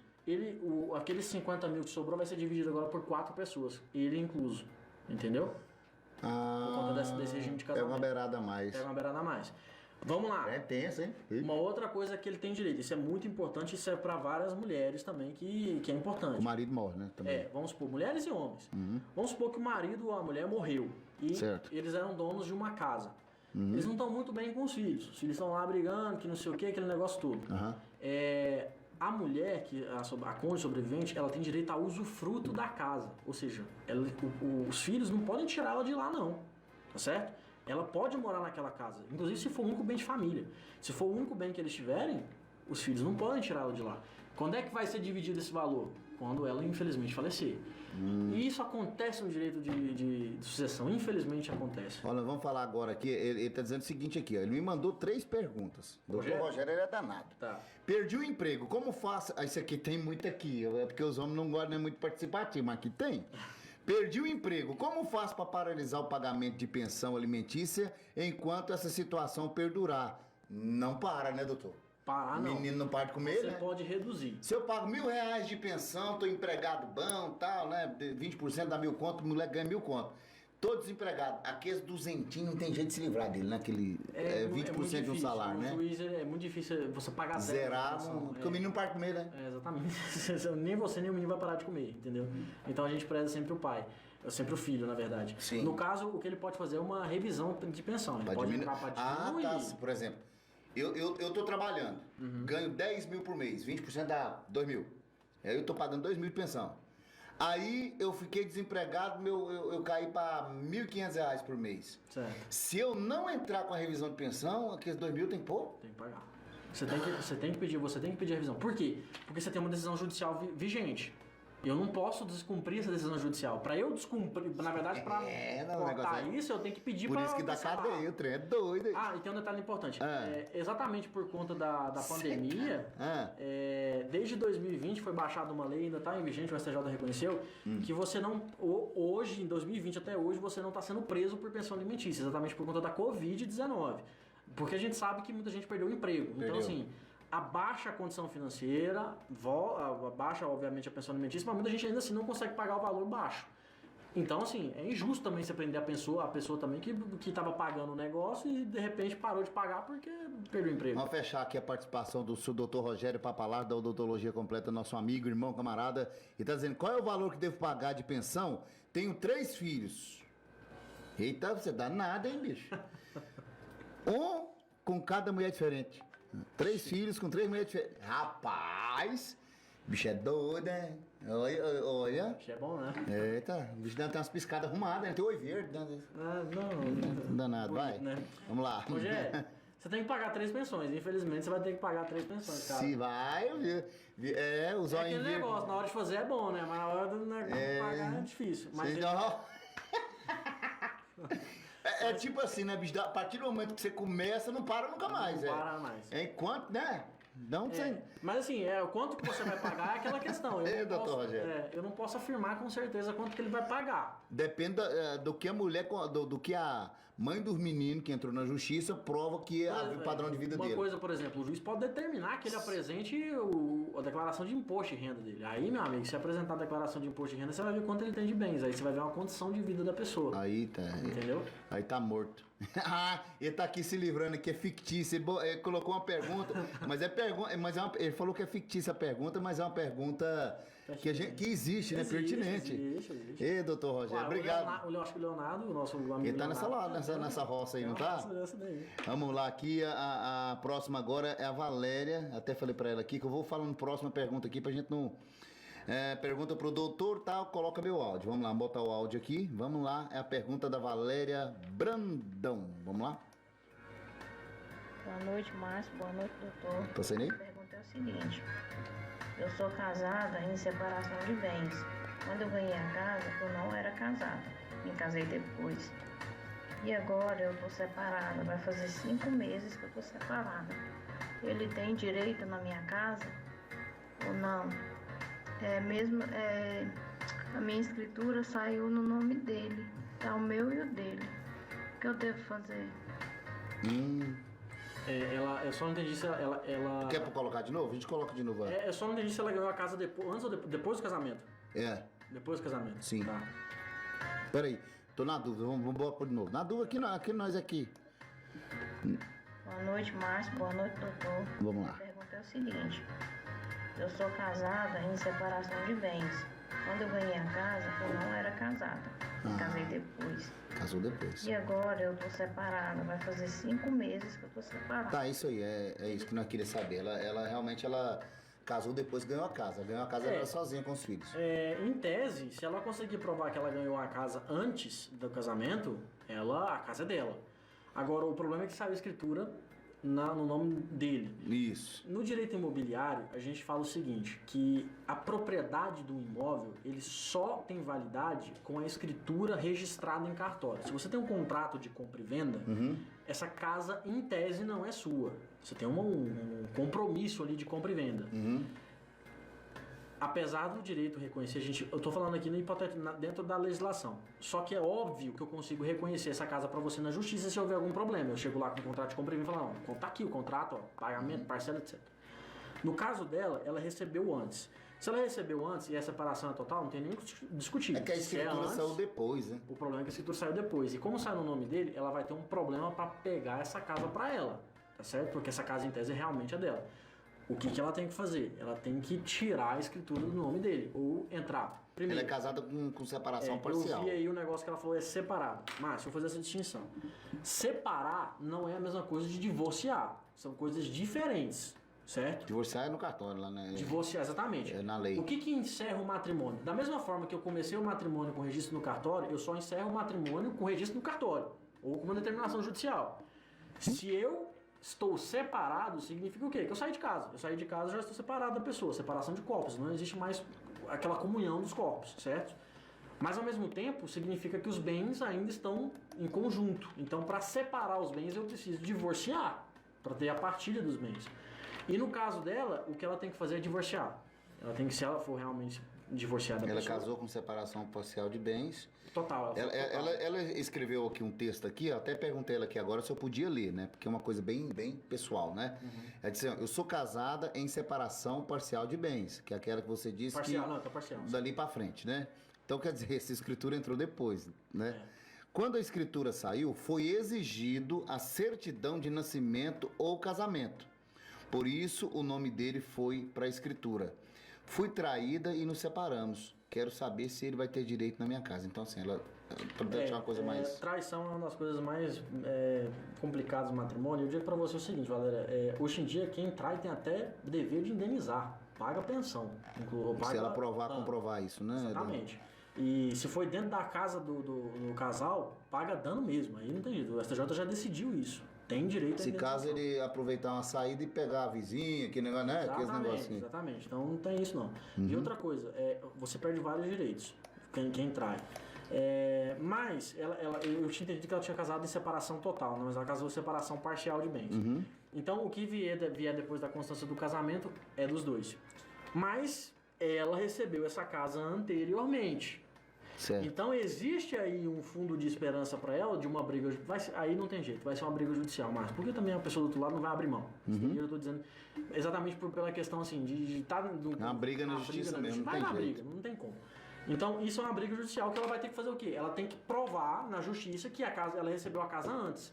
E que se ela recebeu a casa antes, a propriedade era dela, não tinha escritura, mas lembra que eu te falei que o contrato, por mais que ele não seja na lei propriedade, ele já é reconhecido como título de propriedade da pessoa? Sim. Se ela recebeu um termo do governo dizendo assim, olha, a casa é sua, tá aqui o termo, e esse termo tá no nome dela e não no nome dele. Antes dele entrar na vida dela. Isso é uma prova muito forte de que a casa é dela. Aí o advogado consegue, possivelmente. A gente nunca pode dizer que consegue, rapaz, né? eu sempre digo o seguinte, se o advogado te prometer alguma coisa, você pode virar as costas e correr. Vai atrás do outro. Vai atrás de outro. Porque o juiz pode pensar diferente dele. Exatamente. Voltando no assunto aqui, ó. Ela pediu pra não falar o nome dela, acabei falando sem querer, mas eu vou só falar um trecho que ela acrescentou que eu achei interessante. Ela disse que tem medida protetiva contra ele. No caso, é uma outra situação que depois eu estorno o senhor. Por isso, quer pedir a guarda do filho na justiça, quer ficar com o filho para ela, né? Para ficar só comigo e ele paga pensão para o meu filho também. E ele não ajuda em nada. Tem quase 1 ano e meio que ele não dá 1 centavo pro menino, não dá nada pro menino, né? E assim, na questão anteriormente, ela disse que... como é que é aqui? Eu já estou na justiça contra o pai dele até hoje não saiu a sentença, aquele. Sim. Essa questão dela já ter uma medida protetiva, se ela já está na justiça, provavelmente já deve ter. Se ela tá na Aconteceu violência, né? Não necessariamente. Às vezes foi uma ameaça, por exemplo. Não precisa ser ameaça já gera. Já gera. Não precisa ser uma violência física. Mas no caso dela, por ter um processo judicial, provavelmente o juiz já deve ter decidido guarda. Tá certo? Aí ela teria, no caso, que ver o processo. Eu teria que ver o processo dela para poder falar isso para ela. Por quê? Se ela tem um filho menor e foi feito algum processo já contra ele, foi feito um processo de divórcio, certo. Lá já está escrito sobre o filho menor. Se lá tá falando sobre o filho menor, com certeza tem alguma coisa relacionada à guarda. Entendeu? Então, muito possivelmente, tem que dar uma olhada no processo dela para ver se a guarda já está definida como dela. Agora, ele tem direito de ver o filho? É aquilo que eu te falei, ainda tem direito a ver o filho. Mas, como tem uma medida protetiva, pode ser que ele tenha direito... Acompanhado. E não por ela. Ela não pode estar próxima. Entendeu? Tem que ser uma outra pessoa acompanhando. Ela, obviamente, fica verificando, mas ela não pode estar próxima exatamente para evitar esse tipo de conflito. Entendeu? Mas, de novo, aí nesse caso, por existir um processo, eu precisaria ver como é que estaria o processo para poder falar para ela assim, fulana, não vou falar o nome dela, né? Mas fulana, tá aqui, você tem a guarda é sua, é assim. Teria que ter acesso ao processo para ter certeza de o que está acontecendo. Exatamente. Igual você falou aí, dependendo do advogado que prometer a coisa, já vira as costas. No caso, ela falou lá que já entrou na justiça, né? Falou que entrou, mesmo, né? Aí, assim, ela consegue pegar esses papéis para mostrar para um outro advogado? Consegue. Como que ela faz?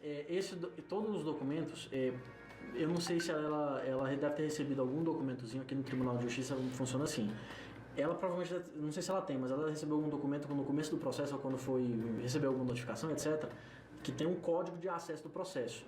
E aí você tem todo o canal de como é que você acessa o processo do Tribunal de Justiça do Goiás. Se você não sabe, você tem que entrar lá, só colocar no Google. Graças a Deus a gente tem Google, hoje a gente consegue ver tudo lá. Sim. Pega no Google assim, consulta de processos, Tribunal de Justiça de Goiás, certo? Ele vai abrir um campo lá. O problema é que normalmente processos de família estão em segredos de justiça, entendeu?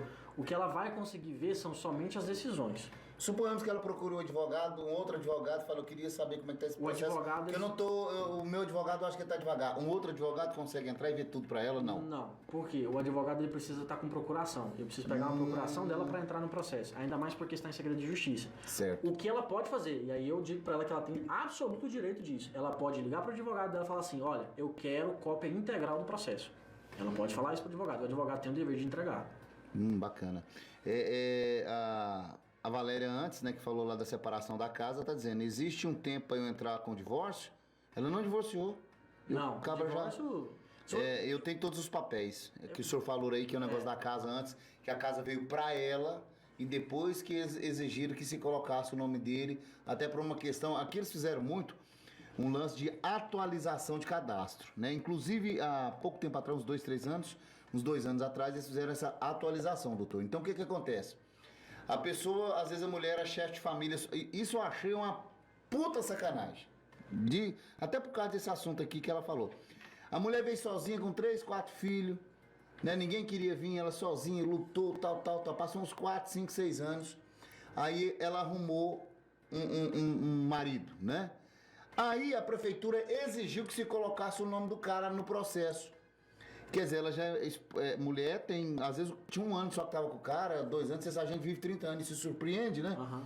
Aí eles exigiram que colocasse o nome do cara no processo. Ou vice-versa, teve homem que veio solteiro também com os filhos, que amou a mulher e foi exigido isso. E agora enfrenta esse tipo de problema. Eu achei que uma coisa deve estar dentro da lei, mas eu achei uma puta sacanagem exigir que uma mulher, chefe de família, com 3, 4 filhos, às vezes, na hora de pegar a escritura, exigisse que colocasse o nome do cara que ela arrumou tem 3 meses, 1 ano. Isso daí, eu vou dizer pra você. Ou às vezes casou também, né, pô? A lei, a gente fala o seguinte no direito, a lei, ela deve ser, ela não é. Ela deve ser. O que eu quero dizer com isso? Que eu posso contestar isso. Você pode contestar isso. Qualquer pessoa tem o direito de contestar isso. Por que acontece? Você falou tudo. É uma injustiça você pensar que, pô, eu recebi a casa, eu vim pra cá, na cara e na coragem, peito aberto, recebi a casa, tô com um rapaz há 3 meses, 4 meses, eu vou ter que dar o direito a ele receber a casa junto comigo? Não é bem assim que funciona, não é bem assim que a banda toca. Certo. Eu falei, no regime de separação parcial de bens, o que tá pra trás não comunica. Não comunica, certo? No caso dela, ela falou assim, tem um tempo para separação? Não. Se você não fizer o divórcio? Não. Se você não fizer o divórcio, Valéria, você continua casada. Entendeu? Quando que isso vai acabar? Quando você fizer o divórcio. Você não tem tempo. Mas o problema é que quanto mais tempo passa, mais difícil fica depois a discussão dos bens. Entendeu? Por quê? É igual o tal do inventário, que parece que quanto mais demora, mais caro fica. Vou contar um exemplo pra você. Isso aqui é de família e tem a ver exatamente com isso do inventário. O cliente faleceu com 99 anos. 99 anos o cliente faleceu. Faltou um tiquinho, né? Faltou pra virar. Um tiquinho pra virar. Cabra zarado. Quase chegou. E aí ele faleceu com 99. Ele deixou uma pancada. Eu vou perder a brincadeira, não. O nome dele deve ser Moisés. Que fala que Moisés andou não sei quantos anos. Ele conseguiu ver a terra prometida de longe, só e morreu. Morreu. Um 100zinho ele morreu. Mas enfim. E aí o que aconteceu? Ele tinha muitos bens. Só que ele tem muitos bens, ele tinha muitos filhos. E aí uma parte dos filhos era de um casamento que a esposa tinha falecido há anos atrás. Há muitos anos, há 60 anos atrás. Então, assim, a esposa faleceu há muito tempo. E os outros eram de outro casamento que ele teve. Quando ele faleceu, foi aberta uma discussão que era o quê? Os filhos entraram em conflito. E aí foi aberta uma discussão do seguinte, olha, lá atrás, 30 anos atrás, não foi feito processo de inventário da esposa que faleceu. E ela tinha direito. Assim como os filhos dela do outro casamento, que eram 2, também tinham direitos. Então, o problema é o quê? Esperou-se 30 anos para discutir o falecimento, 60 anos na verdade, 60 anos para discutir os bens que eram para ser divididos lá atrás. Então, quando foi discutir essa questão, o juiz, também não dá para culpar o juiz, porque o cara vai levar as coisas para o juiz, como é que você comprova esses documentos? Quais documentos 60 anos atrás de um contrato de uma casa, de uma fazenda, de um negócio aqui? É muito difícil. Então, por isso que eu falo assim, não deixa muito tempo. Se você está decidido a divorciar, se você, ou homem, mulher, o que quer que seja, está decidido a divorciar, passou ali 6 meses, 1 ano, divorcia. Porque quando... Não dá volta mais, cai fora. Divorcia. Por quê? Chegando lá na frente, isso vai ser um ponto de conflito irreversível. Vai ser a briga. Entendeu? Entendi. E no caso dela, eu já tô falando que provavelmente vai dar uma briga exatamente por conta disso. Porque ela recebeu aquela casa lá atrás, que ela vai ter que brigar para não dividir. Entendeu? Entendi. Mas é uma briga. Agora vamos passar lá para Paraíba, diretamente da Paraíba, Neila Madureira. Ela que acompanha a rádio aqui sempre. Um beijo para você, obrigado. Ganhou um presente, depois tem que passar o endereço para ela, que nós ganhamos um presente que vai vir lá pelo correio, viu? Vamos passar o endereço aí que ela vai mandar pra gente.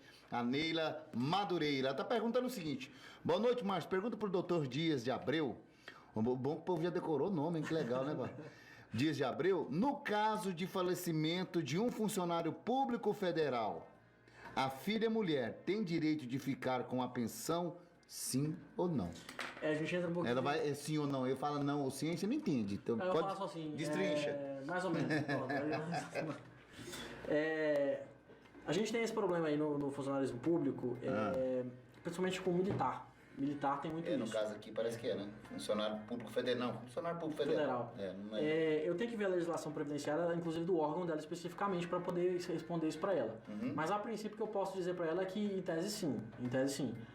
A filha mulher, eu tenho quase certeza que no direito, quando é servidor militar tem. Agora eu não lembro especificamente. Se qualquer funcionário público federal. Aí eu vou ficar devendo a Leila, né? Neila. A gente foi longe, Paraíba que ela tá. Tá lá na Paraíba. É uma goiana que eu gosto muito dela, porque, primeiro momento, ela é uma fã do meu filho mais velho, que é músico, né? Tem uma página, Rickson Aires, viu? Vocês seguem aí pra vocês conhecerem o trabalho dele. E a partir daí ela também entrou em contato aqui e ela sempre participa muito com a gente. Bacana, mas deixa eu só completar um negócio pra ela aqui, que eu tenho, assim, se ela tiver algum problema, assim, de alguma deficiência, alguma coisa assim, aí é certeza que tem. Aí é certeza que tem. Se ela não conseguir emprego, ou assim, não tiver como entrar no mercado de trabalho, ela tem. A filha vai ter. Diz que o homem era do Ministério da Saúde, acabou de falar aqui. Ministério da Saúde? Dá uma briga longa, viu? Dá um negócio. É lá nos Três Poderes lá? Vai ser em Brasília. Eita coisa, hein? Olha, nós vamos aqui fazer... a Vanúbia está dizendo aqui, ó, parabéns, essa entrevista, doutor Dias de Abreu, bem esclarecedora. Boca, bacana, cara. Obrigado. Então o doutor Rogério falou assim, a melhor entrevista que já fez aí. Isso. Peraí, acabou com nossos dias. Pessoal, olha, tá faltando alguns minutos só. E eu quero agradecer a todos vocês que participaram, porque agora a gente vai entrar numa outra situação, tá? Que é do interesse de muita gente. Eu tenho certeza que você conhece alguém aí que vai gostar do que nós vamos trazer na próxima visita com o Dr. Dias de Abreu. Até porque ele mandou aqui na participação do quadro que a gente tem, dele fazer direitos, né? Que ele fala, aquele quadro que vocês conhecem. E fala sobre direito criminal, né? Direito penal. Direito penal. É sobre a prisão preventiva e a audiência de custódia. Nós vamos falar aqui, esses últimos 10 minutinhos que a gente tem, né? Sobre essa questão que o senhor vai trazer depois, a gente vai trazer a oportunidade das pessoas perguntar. Agora, você não adianta perguntar nada sobre isso daí, não, porque nós não vamos tocar pra frente. Ixi, tem gente aqui que fez aqui, a mão, não sei se é pergunta, eu tenho que ouvir o áudio aqui. Produção, entra no WhatsApp aqui, escuta o áudio, porque às vezes o áudio não tem nada a ver com a entrevista, são pessoas que quase não participam. Se tiver a ver, no WhatsApp, nesse WhatsApp aqui. Ele vai ouvir lá e a gente vê se participa aqui. Mas enquanto contrapartida, a gente já vai adiantando aqui. O Dr. Dias de Abreu é um parceiraço, né, que eu tive o prazer de conhecer através de um grande amigo meu, gente boa demais da conta, que tem um nome diferente. O Stalin. O nome que, rapaz do céu, pensa no cabra bom, mas o nome dele é difícil demais. Você enche a boca pra falar Stalin, né? Então, assim, um grande abraço para ele, que me apresentou o Dr. Dias de Abreu. E um camarada que de uma suavidade para falar de coisa tão séria e de uma forma tão clara. Né? Eu tava falando por ele agora, os últimos áudios que ele mandou. Cara, você escuta, assim, de uma forma que você parece que você entende do assunto. Você entra dentro do negócio. Obrigado. Então, assim, parabéns pelo áudio, pela forma com que o senhor se expressa. De uma forma bem tranquila, não tem aquele peso, aquela coisa assim. O senhor não engessa o assunto, o senhor não deixa a gente tenso. Então, assim, eu conversando com ele aqui, parece que a gente tá tomando um aqui. É verdade. Então, assim... Eu quero também agradecer, Márcio, muito mesmo, assim, pela oportunidade. Muito bacana. Pelo convite. E a minha intenção é exatamente essa. Eu acho que o direito, ele tem que ser para... Um abraço, o direito, ele tem que ser comunicável para todo mundo. Todo mundo tem que entender o direito. O direito não pode ser aquele lá dos ministros do Supremo Tribunal, que eles falam e a gente não entende absolutamente nada. Certo. As palavras que eu falei pro senhor, que é umas palavras que... tem umas palavras que advogado fala, que você escuta, que é melhor do que você é surdo, você não entende nada. É por quê? Porque os caras, bicho, eles quantos anos? É muito. Ministro do Supremo, você fala? Quantos os anos estuda um cara pra chegar a ser juiz? Hoje em dia a gente tá com uma leva de juízes aí muitos novos, viu, Marcos? Mas eu falo assim, mas eles têm 5 anos, é obrigatório da faculdade, depois eles têm que estudar durante 3 anos e advogar por 3 anos. Ele tem que ter comprovação de advocacia por 3 anos para poder fazer o concurso de juiz. É 11 anos no mínimo. Ele faz aí 10 anos, vamos botar uns 10 anos que ele passa estudando para ser juiz, entendeu? Porque ele tem que formar, passar 3 anos na advocacia, só que obviamente ele fica... Muita gente faz isso, ele vai para a defensoria pública ali, aí fica trabalhando na defensoria pública, assinando peça de advogado, que é peça exclusiva de advogado. Nossa. Fica por 3 anos assinando isso e estudando e depois pode prestar concurso. Você que fica aí pulando muro de escola, matando aula, indo pra balada, escuta isso. Quando você for abrir a boca pra reclamar do salário, da regalia, eu não falo nada não, mas do salário de um juiz, presta atenção, é 10 anos, viu? A partir da faculdade, né? Não é quando termina o terceiro ano, não. Tem o terceiro ano, tudo que você... Até o ensino médio você passa, mas a partir daí tem mais 5 anos de faculdade, mais 3 anos de não sei o quê, mais 3 anos de mais não sei o quê. Então são no mínimo 10 anos, viu? Quando você for falar mal do salário de quem estuda, presta atenção. Você também pode, mas você tem que pagar o preço, viu? Estuda que você consegue ser um juiz. Qualquer pessoa... Hoje, as escolas estão aí públicas, não está muito assim. Na minha época era mais difícil, né? Mas hoje, qualquer pessoa, se quiser, consegue se tornar um advogado, um juiz. Consegue. O negócio é ter a capacidade, a coragem de sacrificar o começo para aproveitar o final. Exatamente. Bonito esse negócio, né? Escreve aí. Doutor, vamos falar agora da prosa da próxima visita? Nós temos aqui 8 minutos. Próxima visita, vamos falar sobre direito penal. Vamos. Aqui nós temos muitos irmãozinhos aqui que, né, aprontou, tá lá, às vezes tá lá sem às vezes já tá, não foi julgado. Tem muita coisa dentro disso daí que a gente pode tratar o próximo assunto, a próxima áudio, visita, eu né? acho, na minha última participação, na minha participação que a gente faz do quadro... Vamos falar sobre direito penal, a próxima visita. E aí eu até comentei que, olha, o processo... eu falei sobre as prisões preventivas. O que é a prisão preventiva que eu vou chegar a comentar? É quando você restringe a liberdade da pessoa, ou seja, prende a pessoa antes do processo terminar, antes do trânsito julgado do processo. E o que acontece? Eu até citei uma pesquisa que, vamos lá, eu não lembro exatamente os números, mas dos 80% dos casos de tráfico de drogas que foram... Eu vi lá em Santa Catarina, né, de 80% dos tráficos de drogas das pessoas que foram absolvidas pelo crime de tráfico de drogas, de 80% dessas pessoas absolvidas, metade delas ficou presa preventivamente. Ou seja, elas foram absolvidas, elas foram inocentadas ou prescreveu o crime delas, mesmo assim elas cumpriram pena, porque elas ficaram presas, entendeu? E a pena restritiva de liberdade é um cumprimento de pena, porque você conta ela lá na frente. Se você for condenado, você vai contar como para reduzir o tempo. E muitas das pessoas hoje, e eu não é pouca, tem um número específico lá, mas agora eu não vou lembrar de cabeça, mas nós temos presos no Brasil... É coisa de mais de 200 mil. Não, de presos nós temos 658 mil pessoas presas no Brasil. Era 3,2% da população brasileira está encarcerada hoje em dia. Mas o que especificamente era, nós temos pessoas no sistema prisional que já cumpriram pena, ou seja, já era para ter saído.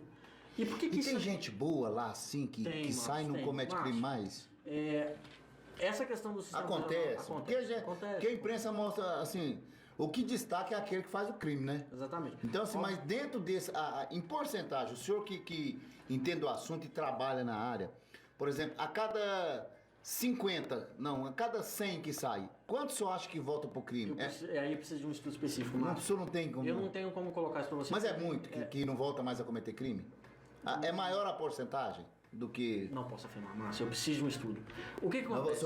Na próxima vez que você ouvir, você vai dar uma olhada. Eu trago um estudo para você. O que a gente vai falar sobre direito penal, e ele vai explicar isso aqui de forma muito clara, da forma que ele fez agora direito de família, né? Mas a gente vai ouvir você que não concorda, que acha que o preso tem que se lascar. Você pode mandar pergunta para cá que ele vai explicar para vocês o direito do preso, por que ele sai. Porque às vezes a gente mete o cacete, né, e não sabe realmente a lei, o que acontece. Sim. Então, há possibilidade. Então, o senhor vai buscar esse estudo. Vou buscar. Para trazer para nós. O cara que entra lá dentro. Muitos de nós, eu já falei isso, não vou mentir. Depois que entra no mundo aí, não tem mais volta. né? Hoje eu penso um pouco diferente, né? Mas ainda acredito que a porcentagem é mínima, né? Aí o senhor faz estudo para nós, pra gente falar sobre esse assunto. Infelizmente, eu vou estudar, vou trazer um número específico. Infelizmente, assim, eu só discordo da questão da ressocialização. Infelizmente, nossas cadeias brasileiras não ressocializam ninguém. Não, né? O cara fica lá só... A pessoa sai, tem pessoas que saem bem, tem pessoas que arrependeu de ir mesmo, né? Arrependem e falam, putz, não devia ter feito O que eu tô aquilo. fazendo aqui? Às vezes são meninos de 18 anos que acabaram de 18 anos, fizeram uma bobagem, viram num carro aí importado, queria o carro, foi lá e caiu no negócio. O que a gente tem que sempre fazer nisso é sempre verificar que o quê? O problema tá lá dentro. O problema é quando essa pessoa chega lá dentro e ela entra numa facção, numa gangue. Aí esse é o problema. É ali que está o problema da não ressocialização. Primeiro, o Estado não dá o que a pessoa, os direitos que a pessoa tem lá dentro. E aí muitas vezes, para a pessoa se proteger mesmo, ela precisa de uma proteção, porque afinal quando a gente sabe o que acontece lá dentro, acaba tendo que fechar uma parceria, exatamente. Entrar Então, assim, para um grupo e tal. E aqui eu não tô falando, não é para sentir dó da pessoa, não. Não, claro que não. Dentro da lei, exatamente, né? Dentro da lei. Ou dentro da lei a pessoa tem que pagar. Mas eu sempre digo o seguinte, quando a gente pergunta assim, poxa, mas como é que você pode defender bandido? Eu falo assim, olha, eu não defendo bandido. O que eu defendo é que se a pessoa cometer algum tipo de crime, eu defendo que ela seja julgada dentro dos limites da lei. Eu não defendo que ela seja pega, colocada na praça ali e corta a cabeça dela. Isso daí, eu trabalho para evitar isso, porque isso não está na lei. Certo. Entendeu? O que eu faço é garantir que a pessoa tenha um julgamento justo. E ser um julgamento justo é o quê? Você cometeu o crime, tem uma filmagem da sua cara cometendo o crime. Eu vou fazer o quê? Eu vou tentar ali descaracterizar, filmar de alguma forma, mas assim, se não puder, eu vou querer que você cumpra uma pena justa dos limites da lei. A pena justa. Justa, exatamente. Então é isso que eu me vejo com o trabalho de advocacia nesse sentido. Bacana. Olha, vai ser... Vamos marcar a data, vocês fiquem atentos. A gente vai estar aqui trazendo mais uma vez o Dr. Dias de Abreu. Hoje, doutor, eu acho que pelas perguntas, pela participação, eu acho que a gente atingiu o nosso objetivo. Algumas perguntas aqui bacanas, cara, bem, né, produtivo. Algumas pessoas aqui falaram, já teve 2 ou 3 aqui pessoas que falaram assim, eu vou tocar pra frente, eu vou buscar os direitos. E é isso que a gente quer, né, que as pessoas, não é pra prejudicar ninguém, mas que seja uma coisa justa pros dois lados, né, doutor? Exatamente. Obrigado pela sua presença. Eu que agradeço, Márcio, agradeço a todos os ouvintes da Rádio Liberdade Cerrado. É um prazeraço vir aqui, cara. Isso aqui é um ambiente maravilhoso e um trabalho. Parabéns, cara. Tamo junto. Trabalho. Olha, próxima vez, Direito Penal com o Dr. Dias de Abreu. Mas acompanha a programação e... vamos lançar aqui hoje. Nós temos um quadro novo, viu, Procei? Um quadro novo com o Dr. Dias de Abreu. E a gente vai bolar aqui, ele vai sair daqui e já vai deixar pra mim já a cabeça do esquema a gente gravar, uma vinheta legal. E vai ser, você pergunta qualquer assunto, né, doutor? Pode ser qualquer assunto? Pode ser sobre direito penal, família... O que você quiser. Trânsito, assim, crime... Trânsito... Qualquer coisa, né? Qualquer coisa. Você pergunta, o doutor Dias de Abreu vai responder pra você. Só que só vale áudio, porque eu vou colocar na rádio, né? Tá certo? Combinado? Gente, fica com Deus, Deus abençoe você e que tudo de bom aconteça na sua vida sempre. Rádio Liberdade Cerrado, a rádio da nossa...